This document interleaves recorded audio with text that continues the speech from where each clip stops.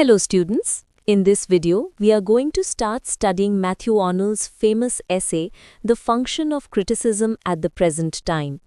This essay is an important part of literary criticism in English and it often appears in university exams. Today's focus will be on Arnold's basic idea of criticism and why he thinks criticism is necessary for literature and for society. First, let us understand who Matthew Arnold was and what kind of age he was living in. Arnold was a Victorian poet, critic and educationist in 19th century England. He looked around at his society and felt that there was a lot of confusion, many strong opinions, but not enough clear thinking. The Victorian age was full of changes, the growth of science and industry, debates about religion, politics and morality. People were divided into parties and sects, each defending its own ideas. Arnold called this situation a kind of anarchy in the world of ideas. Because of this, he believed that his age needed calm, thoughtful criticism to bring order and clarity.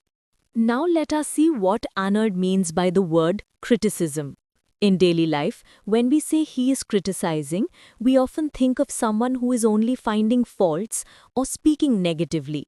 But Arnold gives a much higher and more positive meaning to this word.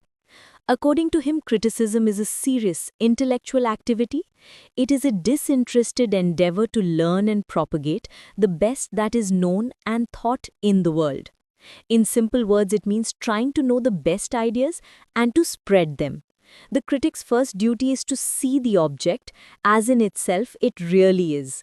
This means that the critic should try to understand a book, an event, or an idea honestly and clearly, not through the lens of personal likes, political party, or religious group. For Arnold, criticism is not gossip or quick judgment, it is careful, honest thinking about literature and life. A very important word in this essay is disinterested.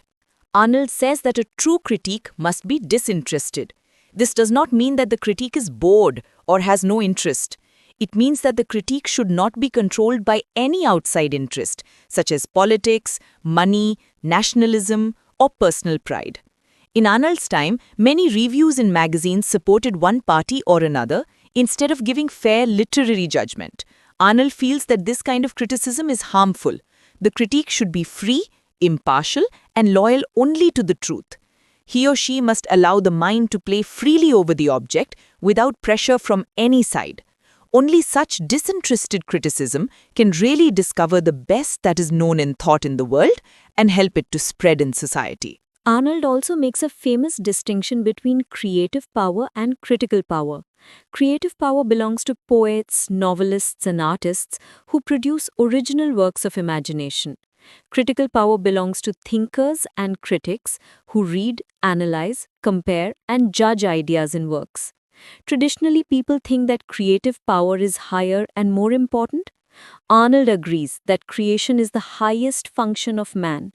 But he also argues that creative power cannot work in a vacuum. Great literature needs a rich background of ideas. It needs a climate where good and intelligent thoughts are available. This climate is created by criticism. When criticism studies the best books and ideas of the world and spreads them, it prepares the mind of society for new and better creation.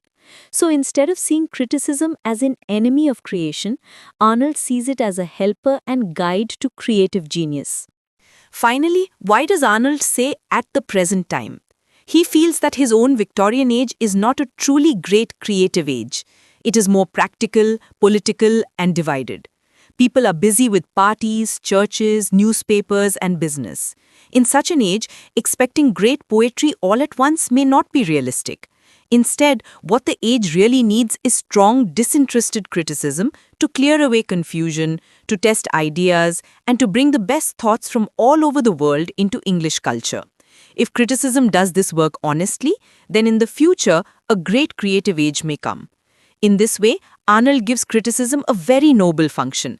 It prepares the way for better literature and a better society. To sum up this first part, for Arnold, criticism is thoughtful, disinterested thinking about the best ideas, and it is necessary to create a good climate for future literature. In the next video, we will look more closely at two key ideas from this essay.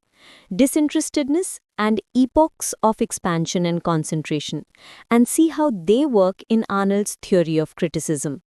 There are 3 videos on Matthew Arnold and criticism. Don't forget to watch all of them. Happy learning!